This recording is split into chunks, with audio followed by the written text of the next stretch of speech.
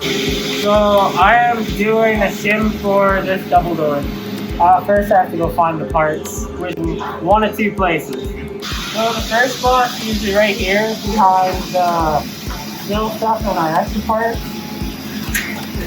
But it doesn't seem to be.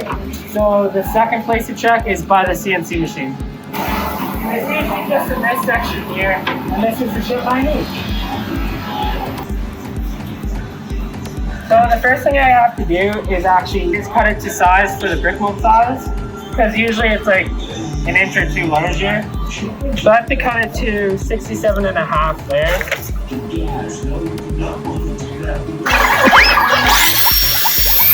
So the next thing we're going to do is, instead of bringing it back over, I'm just going to measure what this is here from the edge to here, as well as the thickness, so that I can just bring it over to the shim, cut it, so that it's basically at the right shape.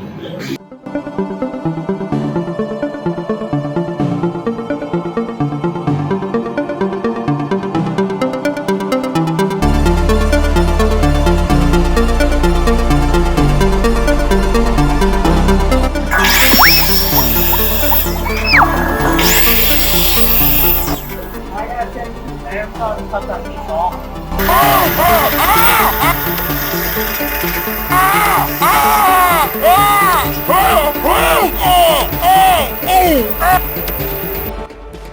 The shim is actually larger than the entire sail, so I have to measure and cut it so I have a space between for a trim of it. So what I like to do is I'll measure down a bit, so I'll go about 2.5 inches. Then I'll measure up to the top, and I'll go about 5 3/4. And that's what I'll end up cutting the shim sections to. So now I gotta take it over to the table saw and cut it on there.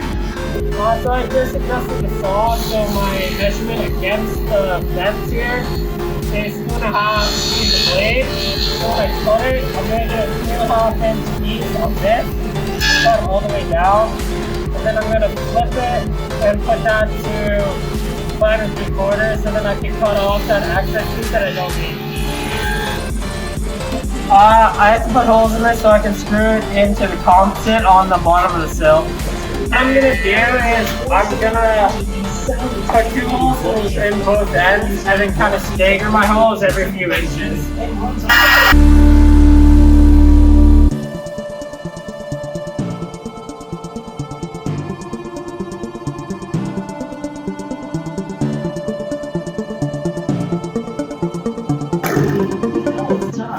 Before I change the bit, I'm going to do the same thing on this piece.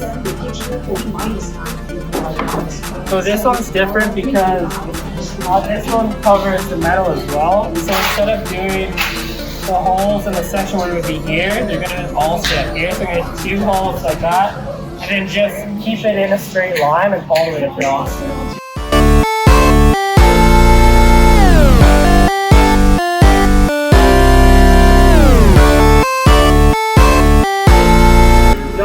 Changing it to a bigger bit to countersink these holes, so I can fit the head of number 8 3/4 inch pan head into it. So it's just like that. So if I take a screw head and I set it in there, it'll be below the surface.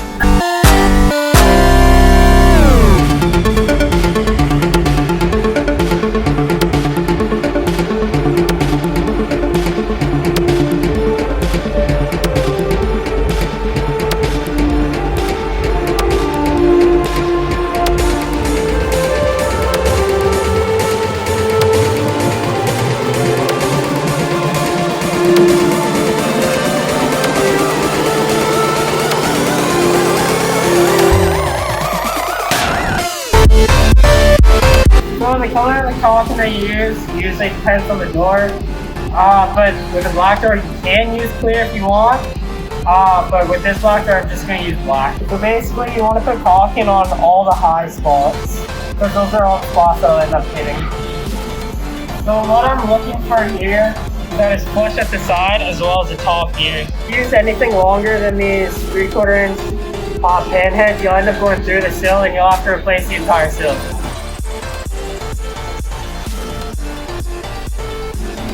Now I'm just going to put the rest of the screws in, and And as I am, I'm gonna try to make sure this stays as flush as possible.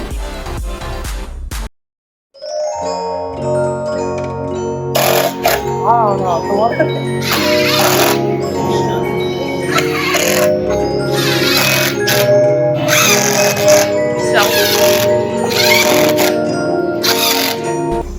So I'm gonna repeat the process with the other piece now.